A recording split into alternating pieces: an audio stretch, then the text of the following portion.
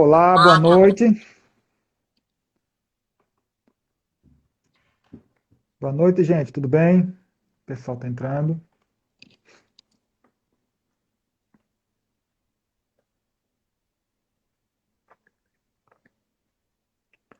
Olá, boa noite. Boa noite, Wesley. Tudo bem?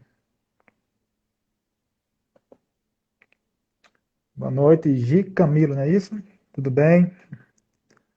Jeane, tudo bem? Mirelle, boa noite. Oi, Simone, boa noite. Tudo bem? O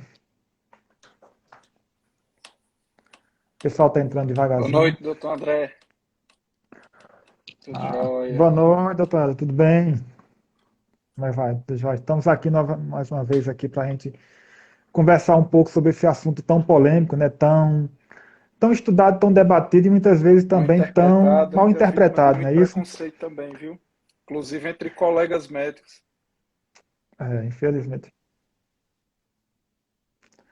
Verdade. Esse guideline veio para, né, essas novas diretrizes para realmente dar uma clareada na visão tanto nossa como os profissionais em geral, também dos pacientes, da população. É Perfeito. importante demais esse tema, né? Muito bem, o Neneta, pessoal está entrando.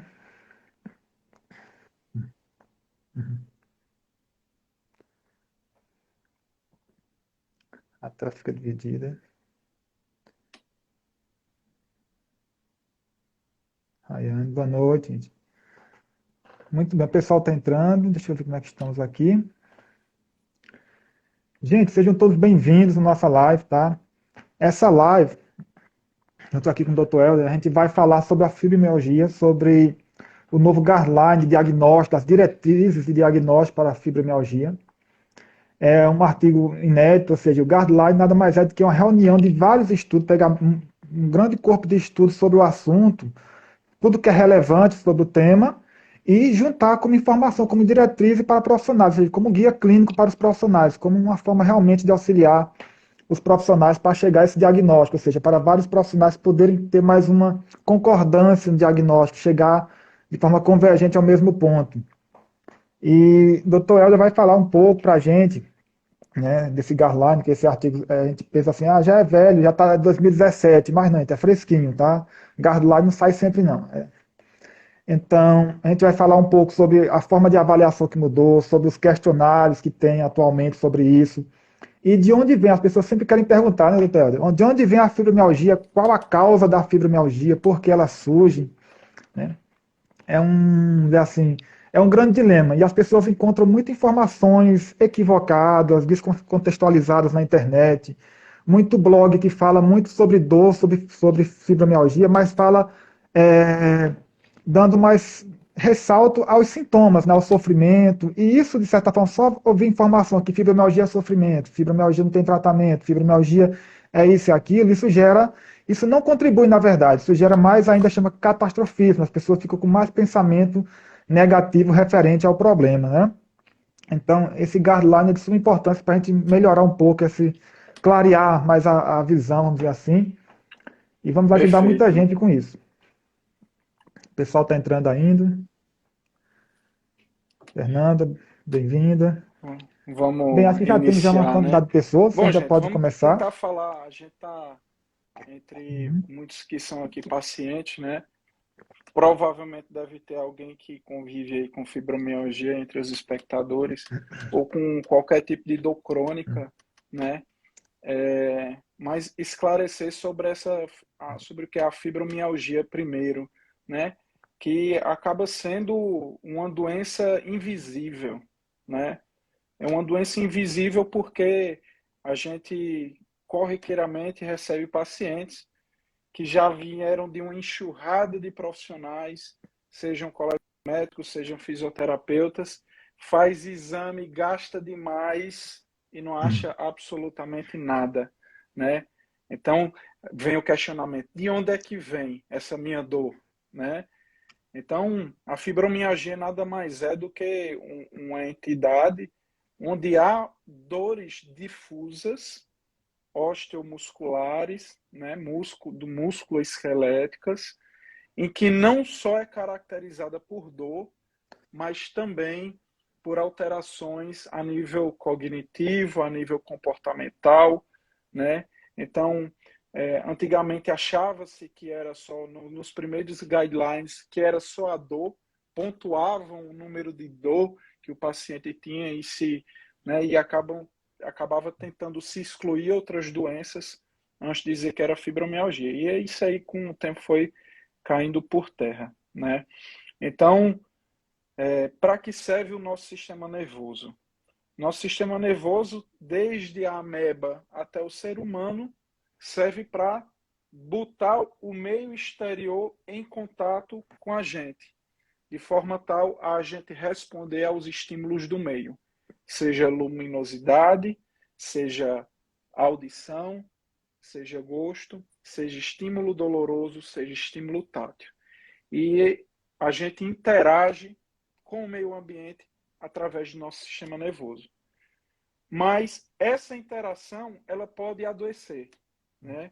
A gente pode apresentar alterações a nível do sistema nervoso, que a gente diz periférico, que é o que manda as informações de sensibilidade externa até o cérebro, né? E quando a gente tem essa alteração sensitiva, a gente começa a pensar em algumas entidades. Então, se eu bato meu pé em alguma coisa, eu estou sentindo dor. Então, é uma dor focal. A grande chave da fibromialgia se dá na dor difusa, né? A dor difusa.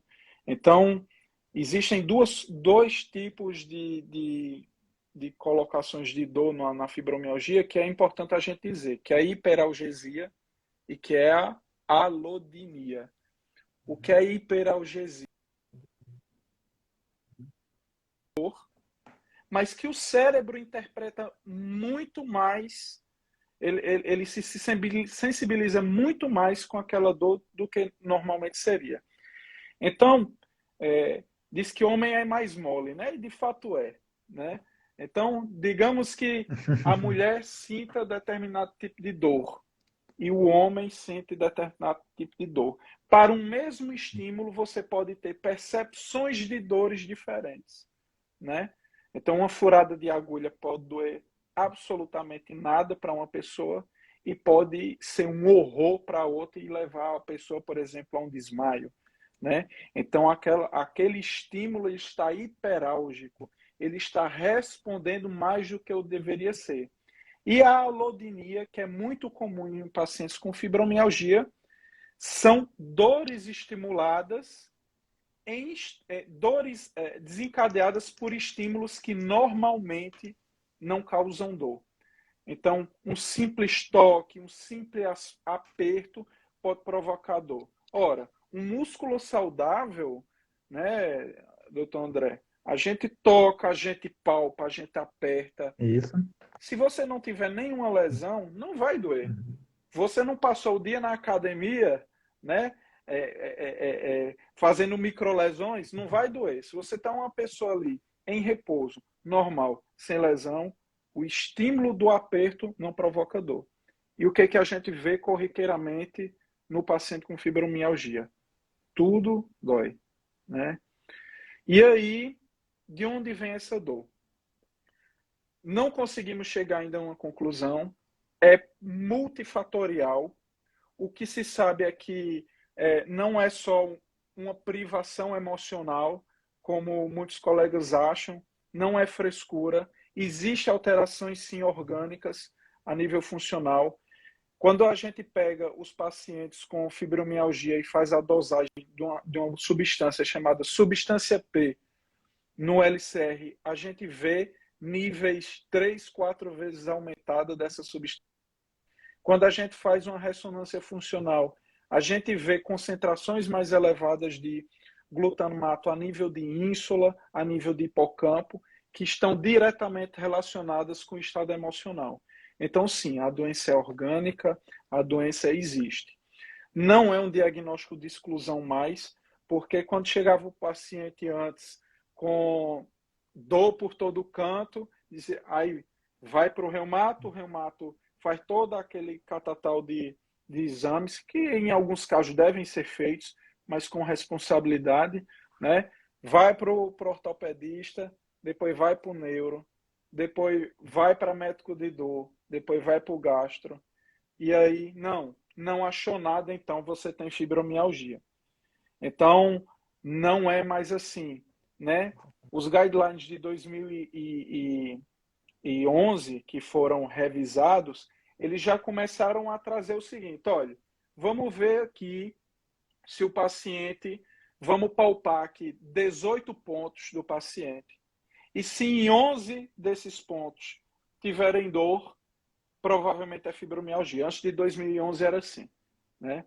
Chegou 2011, não, gente, não é só isso. A gente está observando que quem tem fibromialgia tem sensação de fadiga crônica, é um paciente que cansa mais ao exercício, vai lá, corre uma quadra, anda uma quadra, já está fadigado, já está exausto. São pacientes que têm distúrbio de sono, queixas cognitivas, então memória baixa, ansioso, por vezes deprimido, por vezes sensação de cabeça vazia, a gente escuta muito isso. Então, o que em 2011 fez? Pronto, vamos aliar o seguinte, a gente pega esses 11 pontos e vê se o paciente ele tem alterações intestinais, né, que está muito relacionada à fibromialgia com síndrome do intestino irritável, que também tem um cunho emocional muito forte. Vamos ver se esse paciente tem dor de cabeça, muito comum, dor de cabeça no paciente com fibromialgia.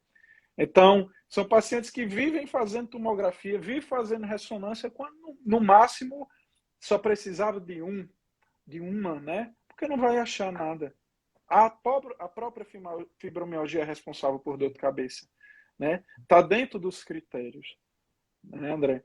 E então, Isso. 2011 fez isso. Pegou os sintomas não dolorosos de insônia, dor de cabeça, alteração de hábito intestinal, né, sensação de fadiga crônica e uniu isso.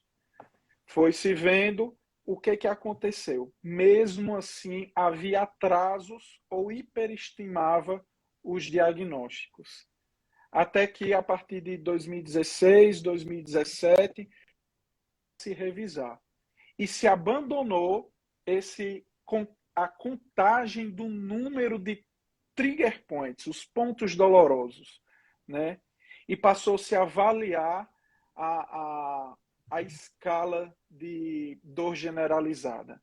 Então, não mais palpando, mas pegava algumas regiões do corpo, por exemplo, mandíbula, cervical, deltoide, braço, antebraço, quadril, tórax, abdômen, coxa e perna, e via se esse paciente, nos últimos 7 dias, havia positivado dor para essa região.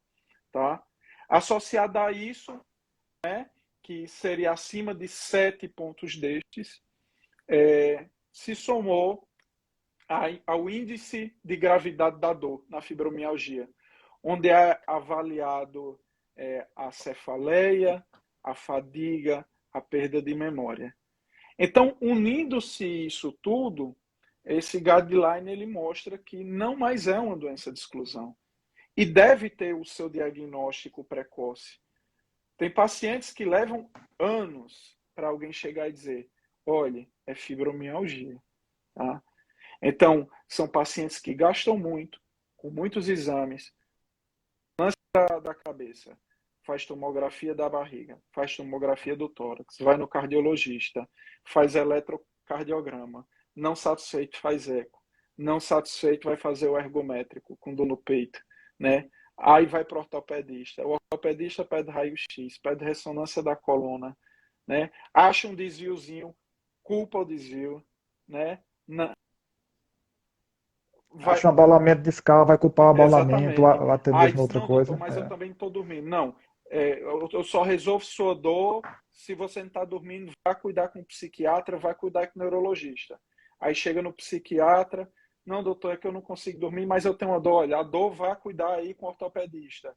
Então, não consegue linkar todos esses sintomas, que não são poucos, a uma única doença, chamada fibromialgia.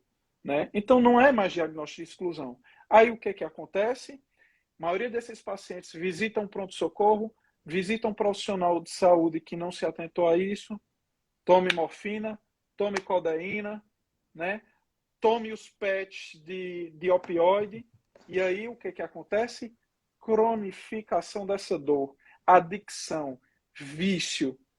E aí essa dor não mais é só da fibromialgia, é o corpo pedindo a substância. Então veja só a importância de um diagnóstico precoce, né? E isso tudo por conta de uma desregulação. Porque o normal é acontecer o seguinte: a dor acontece, o estímulo está ali, vai pela medula, vai até o cérebro, passa pelo tálamo, vai para o hipotálamo, o cérebro toma percepção dessa dor, aí o cérebro diz o seguinte: olha, tá bom, eu já entendi que está doendo. Aí vem a via inibitória dizendo: olha, eu já entendi que está doendo, segura aí a barra. Tanto é que quem está com muita dor, com o passar das horas ou dos dias, aquela dor não é mais tão forte quanto no começo. É como se acostumasse com a dor. É a via inibitória da dor, que acaba passando pelo portão da dor, que é no tronco encefálico. Então, essa via inibitória no paciente com fibromialgia, essa via ela é disfuncionante. Então, vai cada vez mais dor para o encéfalo, não há regulação, e acontece o que isso, né? O paciente com a fibromialgia, né? E não é uma doença de um profissional só, doutor André. Não é uma doença do neurologista, não é uma doença só do reumatologista, não é uma doença só do ortopedista, é uma doença do fisioterapeuta, é uma doença do psicólogo. Terapia cognitivo-comportamental é comprovadamente um paciente da acupuntura, é um paciente do Pilates, é um paciente, muitas vezes, da psiquiatria. Então, a grande questão é, o que é que eu tenho? Olha, eu tenho fibromialgia. Aceitou o diagnóstico? Quando a gente aceita o diagnóstico, fica fácil correr atrás. E tem tratamento. Muitos pacientes vão ser mais difíceis, sim, de conduzir, porque envolve um contexto não só biológico, mas um contexto social, um contexto econômico, né? Mas é um paciente tratável. E é um paciente que pode atingir, sim, um controle definitivo dessa dor. Alguns pacientes mudam tanto sua vida que já não mais são necessários usar medicamento. Claro que vai ter que fazer o acompanhamento. Então, o guideline teve grande importância nisso, né, André? E aí? Exatamente. Você falou da questão de gastos, né, financeiros, né?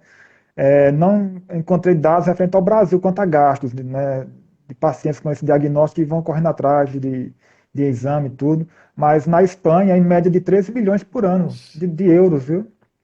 Então, no Brasil também ia ser algo parecido. vamos ver O pessoal está aqui. colocando algumas perguntas aí.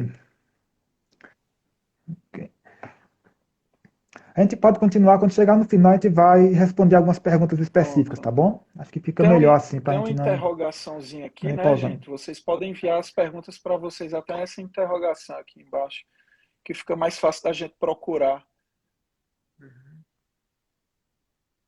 É, É porque fica passando, né? exatamente. Muito bem. E às vezes até, André, os pacientes chegam a ser, doutor, 30 anos de idade, 30, 40. Minha memória está terrível, minha memória está terrível. Será que eu estou com Alzheimer? Né? E muitas vezes não relata as dores que sente pelo corpo. Quando eu vou examinar, cheio de dor no corpo. Né? Então, esse declínio cognitivo não é Alzheimer, é dor crônica. Né?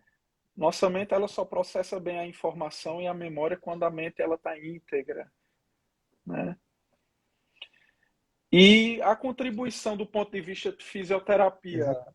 André, existe já. A gente está falando realmente de tratamento, tem sim. Como você falou, Theo, é multiprofissional, é um tratamento muito amplo, complexo, e quanto mais cedo, precocemente, chegar ao diagnóstico, melhor vai ser.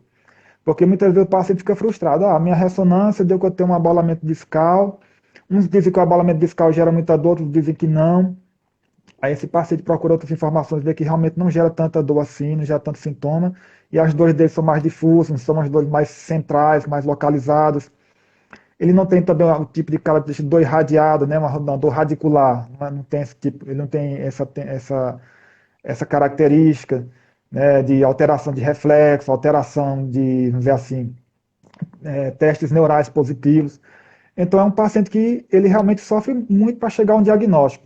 E nem todos estão realmente preparados para receber esse diagnóstico, porque eles hoje é muito influenciado pela internet, pela web, por informações que atrapalham mais do que ajudam muitas vezes.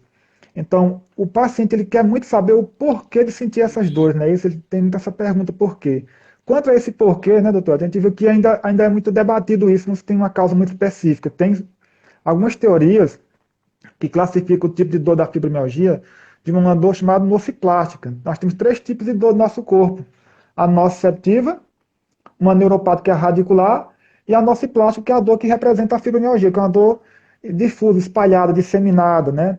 Imprecisa, indefinida, espalhada, uma dor bem mais somática, o conjunto, vamos dizer assim, a soma do corpo todo, vamos dizer assim. Não é uma dor só localizada e não é uma dor com características irradiadas, tipo um hernia de disco, é uma dor diferente. Aí os pacientes perguntam muito, e por que acontece isso? Então, algumas teorias apontam muito para a somação temporal, né? Aí você pergunta, o que é isso, somação temporal? Somação é a soma temporal, tempo, né? Uma soma do tempo mediante um estímulo. Aquele estímulo, muitas vezes, por exemplo, se eu recebo um estímulo aqui frequentemente, de vez em quando eu recebo esse estímulo, ou o tecido fica sensível, ou seja, minha pele, meu músculo fica sensível, ou simplesmente a via nervosa, o nervo que leva essa informação de sensibilidade de dor daqui, começa a ficar muito sensível, muito hiperativa. Né? Você vai estimulando excessivamente, ela fica cada vez mais hiperativa. É, alguns gostam de usar por macete para lembrar, né? É como um calo, você anda descalço muito tempo, tá tudo bem, não sente nada, depois de um longo tempo começa a fazer um calo. Depois que faz esse calo, aquela região fica sensível. Então é algo parecido com um calo. Você começa a deixar hipersensível aquela região. Ou o tecido, vamos dizer assim, ou simplesmente a via. E essa hipersensibilidade leva a uma chamada sensibilização periférica, como o doutor falou, do nervo. A via nervosa, ela fica levando esse impulso frequentemente, mesmo diante de outros estímulos que não são dolorosos, tipo um carinho, um abraço, muitas vezes até um vento batendo. A informação que ele recebe não é informação de um vento, de algo batendo, é informação de dor, porque aquela via foi tão traumatizada, vamos dizer assim, tão excitada frequentemente, que ela ficou hiperativa levando essa informação.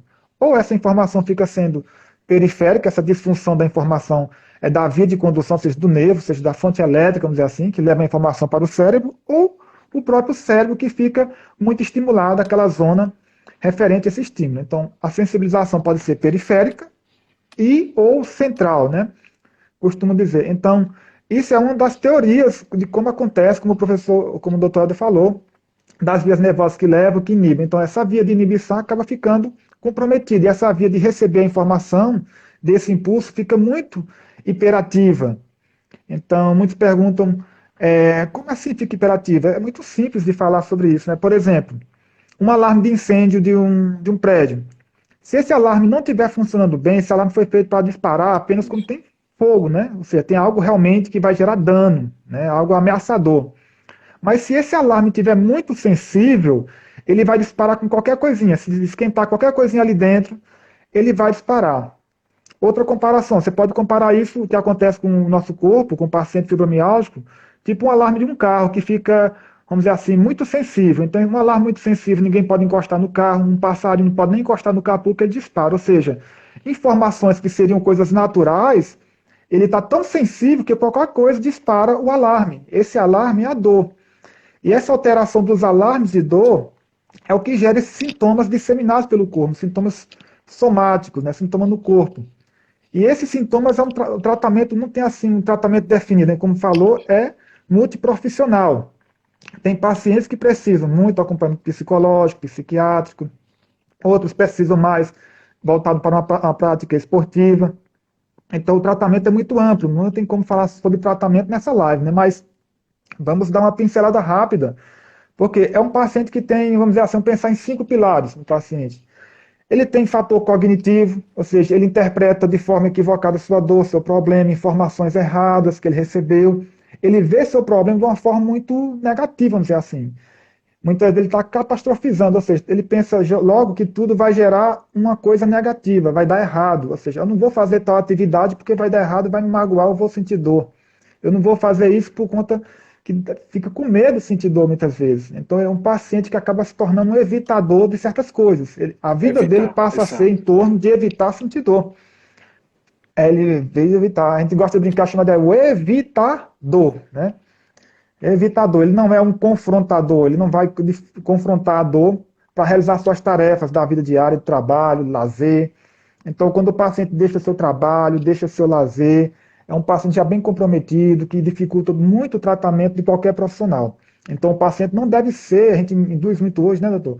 Em ele ser confrontador, não ter medo, entender que aquela dor não é algo lesivo que está acontecendo ali, é uma hipersensibilidade, e em vez de ser evitador, ele tem que ser confrontador. Ele tem que realmente, ele tem que encorajar com todo o corpo clínico de tratamento para ele ser um Isso. confrontador. Ele tem que ir à luta. Tem o aspecto emocional, né, cognitivo, emocional. Tem o contextual, pode ser trabalho, família, relação interpessoal. Então, tudo isso influencia diretamente na percepção do paciente fibromialgico, além das comorbidades que podem estar presentes também, né? Comorbidades físicas, mentais. Então veja o quanto é complexo esse paciente. Esse paciente precisa de um corpo de profissionais para trabalhar com ele. Cognitivo, emocional, contextual, comorbidades. E o quinto ponto, que é essa hipersensibilidade, vamos dizer assim, de forma bem prática para as pessoas entenderem, hipersensibilidade dos alarmes de dor. Então, para ele encontrar a melhor estratégia de tratamento para esses alarmes de dor, cada vez mais ir percebendo que aquilo não é lesivo, o cérebro vai entendendo que aquilo não é lesivo, vai acontecendo uma readaptação neuronal, sensitiva, até a caminhada é longa, mas a caminhada existe, tem tratamento. Até cada vez mais esse volume, essa hipersensibilidade dos alarmes vai ficando menos, vai ficando normal, tá bom? Então, é um trajeto que muitas vezes o paciente não quer seguir. O É. paciente ele gosta de ser passivo, né? Muitos pacientes de fibromialgia gostam de ser passivos, ou seja, gostam de atitudes passivas. Ele tem um enfrentamento passivo, ou seja, ele acha que a solução do problema vai estar E em um só no profissional que remédio. vai ajudar ele em uma medicação. E são E pacientes não é, geralmente né? É, polifarmácia. 40% dos pacientes abandonam o é, tratamento devido aos efeitos e outro. Não há, infelizmente, e é que a gente está aqui para pelo menos mudar um pouquinho disso, a educação ao paciente. O paciente ele precisa entender de onde vem a doença dele, o que é.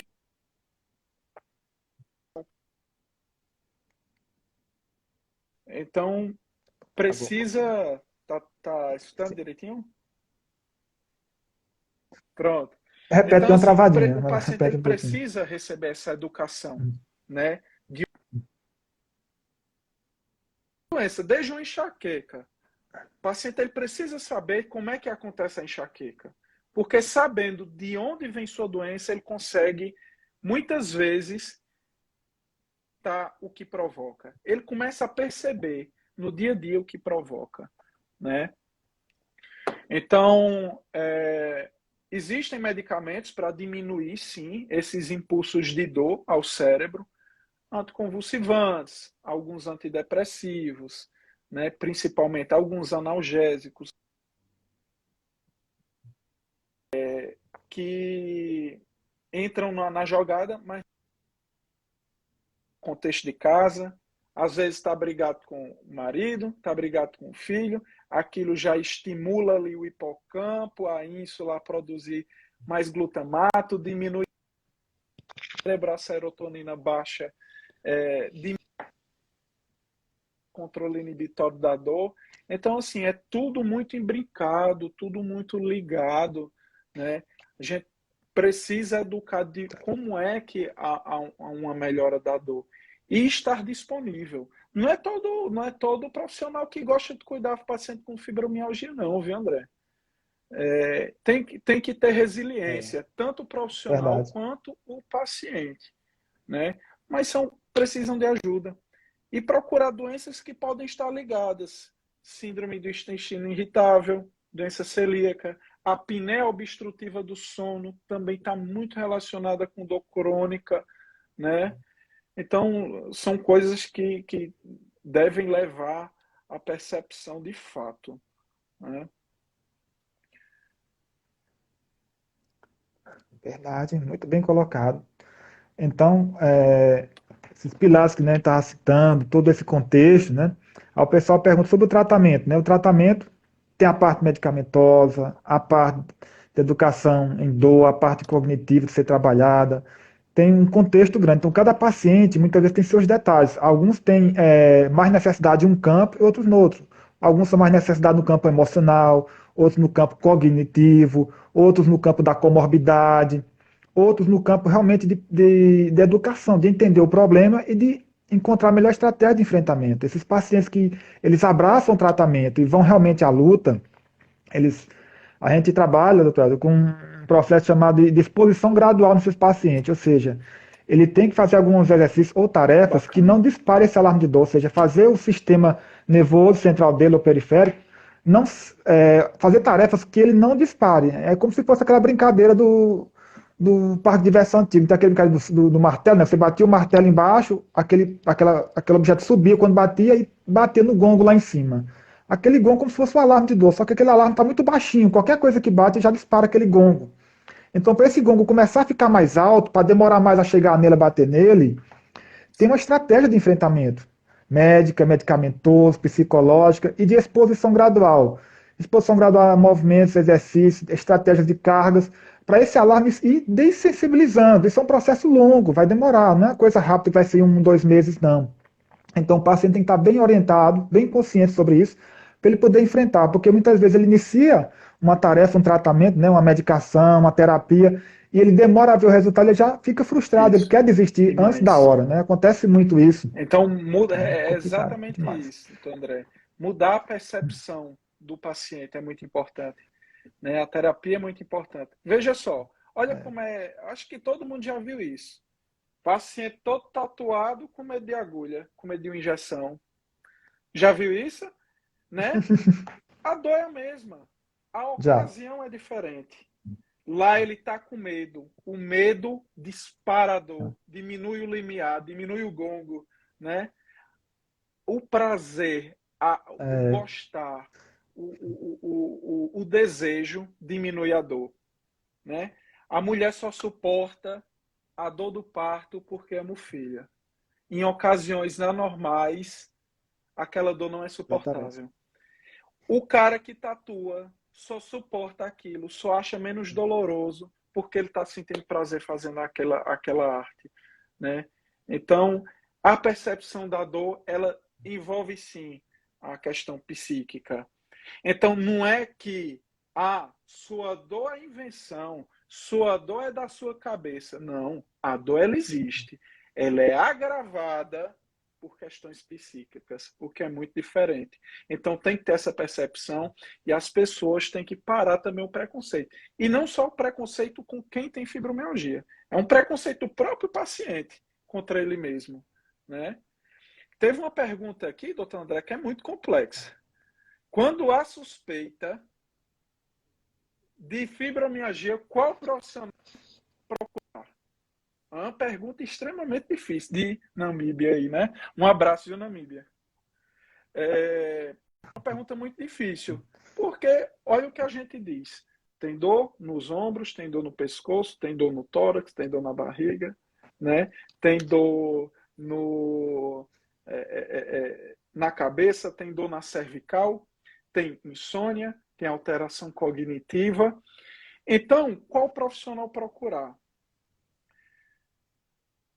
Assim, costumeiramente, as pessoas tentam buscar dois profissionais principalmente: o reumatologista e o neurologista. Né? Chega paciente demais. Por Exatamente. que como é que chega ao neurologista? E geralmente já passou pelo cardio, por dor no tórax, né? Quando chega para mim, né? Uhum. Porque está com insônia, Uhum. porque está com dor de cabeça, porque está com dor no pescoço, né? Quando chega para o reumatologista, quando está com dor nas articulações, quando está com dor no corpo, mas não tem dor de cabeça. Então, eu acredito o seguinte: Antes de procurar um reumatologista, um neurologista, um ortopedista, um fisioterapeuta, um psiquiatra, um psicólogo, se informa se esse profissional ele trata a fibromialgia, se ele trata a dor crônica, porque é um paciente já tão sofrido, André, já recebeu tanto não, já chega tão descredibilizado. Olhe, é difícil atender um paciente com fibromialgia porque ele senta, cruza os braços e já diz assim: eu vou tentar, mas eu já sei que não vai passar a minha dor, né? Então é uma barra tentar convencer disso, mas consegue, aos pouquinhos, né? Então é dizer, sua dor não vai sumir amanhã, sua dor não vai sumir próxima semana, nem muito menos esse mês. Mas ao longo dos meses eu vou conseguir lhe ajudar. Então é você limitar essa expectativa e ser realista, né? Entender o contexto em que ele vive, né? Em que contexto familiar está inserido, os problemas que acontecem, né? E referenciar também para profissionais que dão alguma resposta, né? André, a pior coisa que tem é você um neuro, por exemplo, seja paciente com dor radicular, seja sequelado de AVC, encaminhar para um profissional fisioterapeuta e o paciente não sentir diferença. E uma profissão que há muita diferença, né? É igual medicamento. Por que que um faz efeito e outro não? Né? Bom, é uma pergunta difícil de responder, mas a gente suspeita, né? Então procurar sempre pesquisar. Pesquisar, igual você não vai comprar uma roupa e você pesquisa, pronto. Você vai pesquisar o profissional em que você vai ir, em que você vai confiar. Você está confiando no seu corpo, né? É muito importante. Exatamente. A gente pode dar aqui alguns exemplos também de padrões clínicos, por exemplo. Paciente com fibromialgia, já no estágio bem crônico, de anos, né, que já tem inchaço, né, o abdômen já fica distendido, ele já tem alodinia, ou seja, até o Isso. ventilador, quando assopra nele, ele sente doer, ele sente o músculo contrair. Se você assoprar ele, ele se contrai só com um assopro. Esses pacientes já estão em estado de muita sensibilidade, né? Já tive casos, por exemplo, a questão, o contexto do trabalho, né? Fator contextual, o trabalho. Um patrão que pega muito no pé, algum colega de profissão que fica ou com piadinha ou fofoca sobre ele, aquilo já faz ele sentir mais dor. Tive um caso que a paciente falou muito sobre o problema no trabalho, sobre o patrão. Eu disse, se puder, veja uma estratégia, não estou aconselhando largar o emprego, mas veja uma estratégia. Apareceu uma oportunidade, ela mudou de emprego, ela estava no mesmo trabalho, mesma categoria de trabalho, apenas mudou de empresa. Ao mudar de empresa, que tinha um patrão que conversava com ela, que era mais dinâmico, que entendia, compreendia o sintoma dela, o sofrimento dela, falou que tinha um sintoma de fibromialgia, tudo.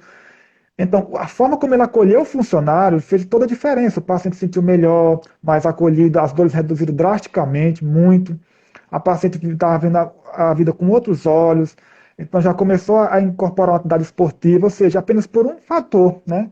Interferir no fator contextual, o contexto do trabalho dela. Imagina o contexto familiar, que muitas vezes o contexto familiar é um dos piores, né? Então, ter o jogo de cintura, ela procurar o profissional certo para ajudar realmente nesses contextos, né? Emocional, cognitivo, contextual e as comorbidades. Então, o paciente tem que ver que não é só a fibromialgia, não, existe um universo em torno. Então, fibromialgia é como se fosse um conjunto de, de fatores que levam ao surgimento dela. Não é só apenas a dor que É a vai, ponta né, do ser o iceberg. ciclo de dor, não. E o paciente entendendo isso, ele vai ter a dor a ponta do iceberg. Ele tem que começar a trabalhar esse iceberg por baixo, de todos esses fatores que a gente está citando até agora. Tá? Então, a estratégia de tratamento ativo, ele tem que ser um confrontador, não evitador. Entender que dor não significa lesão, está lesionando mais, está machucando mais, não. Tá bom? Então, é um processo longo, mas na direção certa, encontrando a melhor estratégia de tratamento para aquele caso, tem esse resultado, pode se evoluir, pode se melhorar o paciente, tem tratamento, gente. Então, o doutor frisou bastante aí esses pontos que são muito interessantes, pontos que você realmente não vê falando, o pessoal não fala em rede social, você não vê muito blog falando sobre isso. Então é importante A trazer dor, informação realmente de a relevância dor para é uma vocês, percepção. baseada nessas Olhe, diretrizes. uma Sim. informação, não sei se alguém aí tem essa ideia. Há cosquinhas, elas são captadas por nossos receptores, por nervos de dor. Só que é uma dor tão leve que o cérebro não interpreta como dor, interpreta como cócega. Tanto é que se você fizer muitas cócegas, aquilo começa a lhe incomodar, né? Então, é um estímulo de dor. E se aquele estímulo ele for demais para o cérebro, alodinia. Isso não era para provocar dor e no paciente com fibromialgia provoca dor. Então, é a percepção que está Tá provado. alterada, né, André? Verdade. Exatamente. A somação. A somação temporal. Muito bem, muito bem. Ora aí, gente. Vamos abrir para as perguntas do Tem pessoal. algumas O pessoal está com perguntas. algumas perguntas aí. A gente está chegando já no final. Quem fez a pergunta ficou lá atrás, pode repetir novamente para ela vir para frente aqui, que a gente não está encontrando, não. Vou começar aqui, daqui de baixo para cima. Bruna está perguntando aqui se depois da Covid ficou com dor de cabeça, isso é normal. Bom, a live não é tão disso, Bruna, mas é muito comum sim, depois da Covid, ter a cefaleia após Covid. Inclusive, tem uma característica bem semelhante à enxaqueca, mas não configura enxaqueca porque, na verdade, foi uma neuroinflamação pós-Covid. Tem que ser avaliado. Ana Maria.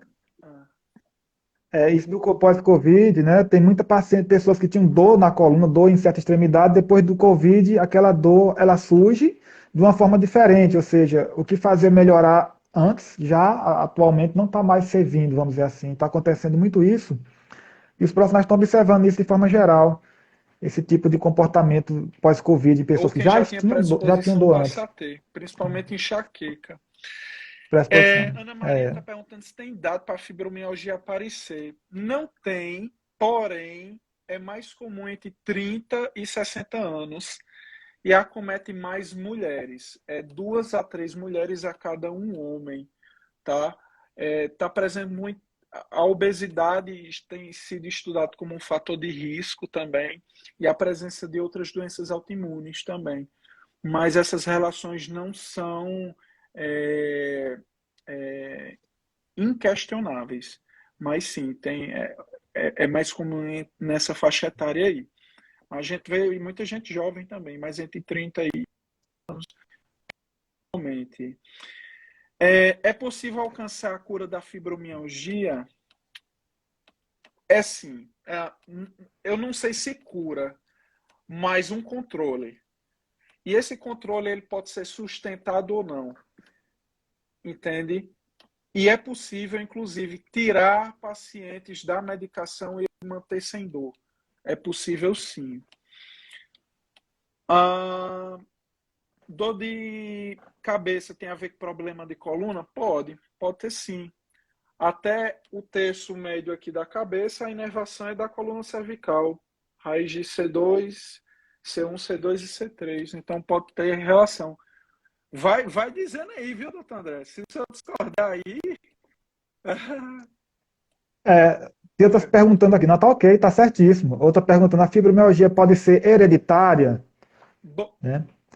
eu Se é hereditário, não, não. não Pode tem falar. uma relação de hereditariedade tão característica. Muito embora a percepção sim genética, poligenética, mas a fibromialgia não tem tanto o padrão de herança, não.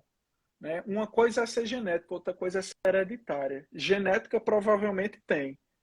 Tem fator genético envolvido, mas de hereditariedade, de passar de geração em geração em geração, não há comprovação por enquanto. Ana Maria, gratidão por tudo que É, foi pelo meu pai no HRC. Gratidão também, Ana Maria. Graças a Deus, obrigado. O que desencadeia a fibromialgia muitas são pessoas. fatores, Wesley, são fatores multifatoriais. São fatores psíquicos, fatores inflamatórios, questões de como você lida com a vida, sedentarismo, né, presença de outras comorbidades. Então, não tem uma causa específica em si. Né? As principais comorbidades com a fibromialgia, Namíbia, é apneia obstrutiva do sono, síndrome do intestino irritável, doença celíaca, obesidade, sedentarismo, tá? Isso tudo pode estar relacionado. Como saber se um sintoma é físico ou mental? Examinando, Sandra. Examinando, conversando, tá? Dá para a gente chegar aí a essa percepção. A diferença das dores da fibromialgia e artrite reumatoide. Isso aí é interessante, Francimar, essa pergunta, porque muita gente confunde artrite com artralgia. A artrite reumatoide é uma inflamação na articulação. A fibromialgia, raramente ela vai provocar inflamação na articulação. A articulação dói, mas não inflama. Então, a artrite reumatoide, além de ter uma positividade nos anticorpos reumáticos, há também um padrão de inflamação dessas articulações. Então, a artrite é a inflamação da articulação e a artralgia é apenas a dor sem essa inflamação. E a fibromialgia diminui o sistema imune? Não, não. Talvez o estresse que ela provoque no paciente, sim, né? Mas diretamente não, tá? Porque a fibromialgia, como já tem até no guideline, não é uma doença hereditária, genética, Isso. e também não é inflamatória, não é uma doença inflamatória, gente. Então a gente está debatendo sobre isso aí, que é uma doença multissistêmica, ou seja, é um contexto, né? Cognitivo, emocional, contextual, hipersensibilidade alterada à percepção de dor, tá? Uma perguntou sobre as comorbidades, né? Ou seja, a comorbidade, ela influencia na percepção de dor. Então, a fibromialgia tanto gera comorbidades como comorbidades pré-existentes, influenciou ainda mais, agrava ainda mais, assim, Ansiedade e a percepção depressão. dolorosa do paciente. Obesidade, sedentarismo, depressão, problema vascular, diabetes, entre outros. Tudo isso são comorbidades que vão influenciar também na percepção de dor da fibromialgia. Acho que a gente encerrou Mais aqui alguma as perguntas, pergunta? viu, André? Eu ensaio sobre aqui mais uma. Surgiu mais Ah, um acho aqui que de foi última todas hora. mesmo. Vamos ler, Otília, né? Eu sofro de fibromialgia há mais de 10 anos e faço tratamento psiquiátrico por ter também depressão. Exatamente, é o que a gente estava falando.